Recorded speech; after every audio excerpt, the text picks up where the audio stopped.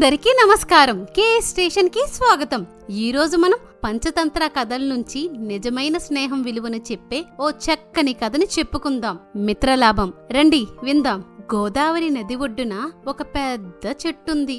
ఎక్కడెక్కడి నుండో వచ్చిన పక్షులు ఆ చెట్టు మీద విశ్రాంతి తీసుకుంటూ ఉంటాయి. అలా ఆ చెట్టు మీద విశ్రమించిన లఘుపతకనకం అనే కాకి పొద్దున్నే లేచి యముడులా తిరుగుతున్న కిరాతకుణ్ణి చూసింది. పొద్దున్నే లేచి వీడు మొహం చూశాను, ఏమి కీడు కలుగుతుందో, ఆలస్యం చెయ్యకుండా ఆ ప్రదేశాన్ని విడిచిపెట్టాలి అనుకుంది కాకి. అదే సమయంలో కిరాతకుడు ఆ చెట్టు దగ్గర నూకలు చల్లి వలపన్ని దగ్గర్లో ఉన్న పొదలో దాక్కున్నాడు.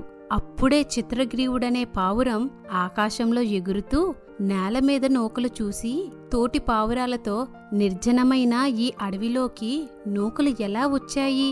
మనం ఈ నూకలకు ఆశపడరాదు. వెనకటికి ఒకడు కంకణం కోసం ఆశపడి పులి నోటపడి చనిపోయాడు అంటూ ఆ కథ చెప్పసాగింది.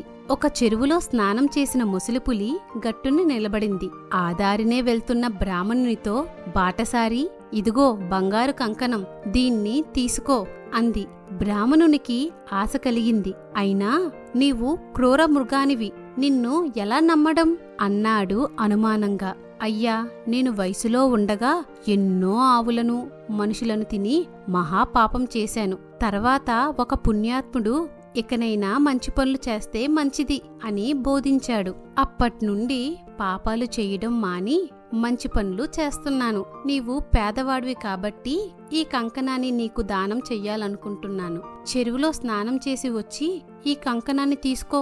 కాటికి కాలు చాపుకున్న నన్ను చూసి భయపడతావెందుకు అంది పులి. ఆ మాటలు నమ్మి పేరాసతో ఆ బ్రాహ్మణుడు స్నానం చెయ్యడానికి చెరువులో దిగాడు. దిగగానే బురదలో కూరుకుపోయాడు. అయ్యో, బురదలో దిగబడిపోయావా? ఎంత పని జరిగింది! భయపడకు, నేను నిన్ను పైకి తెస్తాను అంటూ పులి బ్రాహ్మణుని వద్దకు వెళ్లి ఒడ్డుకు లాక్కువచ్చి భక్షించింది. దురాశ దుఃఖానికే కాదు, ఒకసారి దుర్మరణానికి కూడా కారణమవుతుంది. మనం ఆ నూకలకు ఆశపడి నేల మీద దిగడం హానికరం అంటూ తన కథను ముగించింది చిత్రగ్రీవుడనే పావురం. ఆ మాటలు విని ఒక ముసలి పావురం పక్కున నవ్వింది. ఇబ్బందులు వచ్చినప్పుడు నాలాంటి పెద్దవారి మాట వినాలి.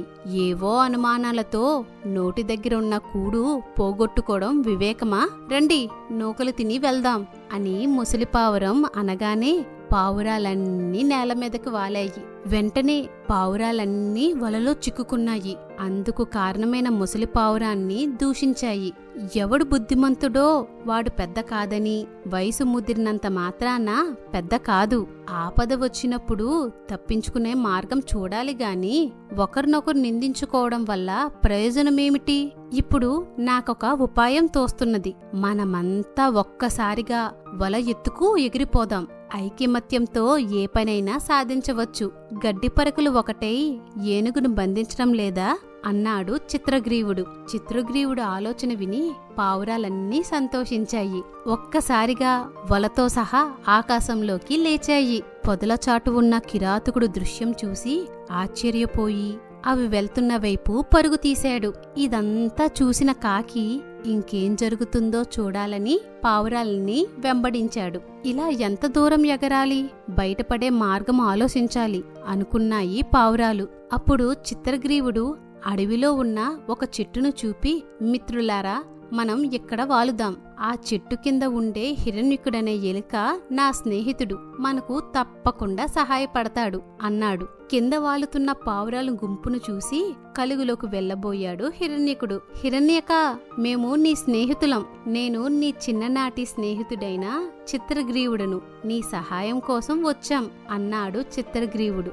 హిరణ్యకుడు తన మిత్రుడైన చిత్రగ్రీవుడు అతని సహచరులు వలలో చిక్కుకుని ఉండడం చూసి ఇది ఎలా జరిగింది అంటూ ముందు చిత్రగ్రీవుని చెంతకు వచ్చి వల కొరకడం ప్రారంభించాడు. ముందు నా సహచరులను తప్పించు, ఆ తర్వాత నన్ను తప్పించుదు గాని అన్నాడు చిత్రగ్రీవుడు. ఈ వల తాళాలన్నీ కొరికే శక్తి నాకు లేదు.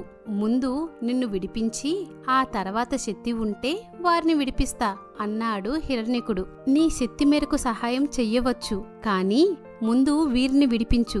స్నేహితులు కష్టాల్లో ఉన్నప్పుడు తన సుఖం మాత్రమే చూసుకునేవాడు హీనుడు కదా అన్నాడు చిత్రగ్రీవుడు. ఆ మాటలు విని హిరణ్యకుడు పరమానందభరితుడై, నీలాంటి సద్గుణ సంపన్నుడైన స్నేహితుడు దొరకడం నా అదృష్టం, నీవు చెప్పినట్లే చేస్తాను అన్నాడు. వెంటనే వలతాళాలన్నీ వరుసపెట్టి కొరికేశాడు. ఆఖరున చిత్రగ్రీవుణ్ణి విడిపించాడు.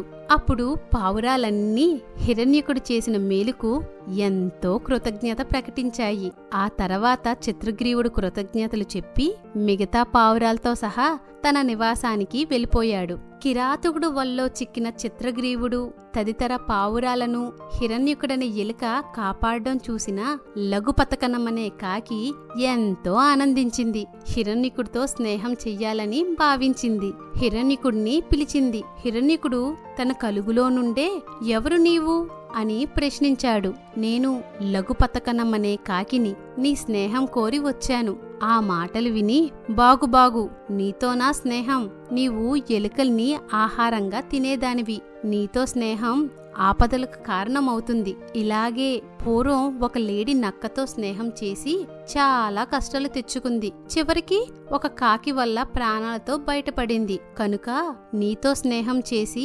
చేతులారా కష్టాలు తెచ్చిపెట్టుకోలేను అని హిరణ్యకుడు అన్నాడు.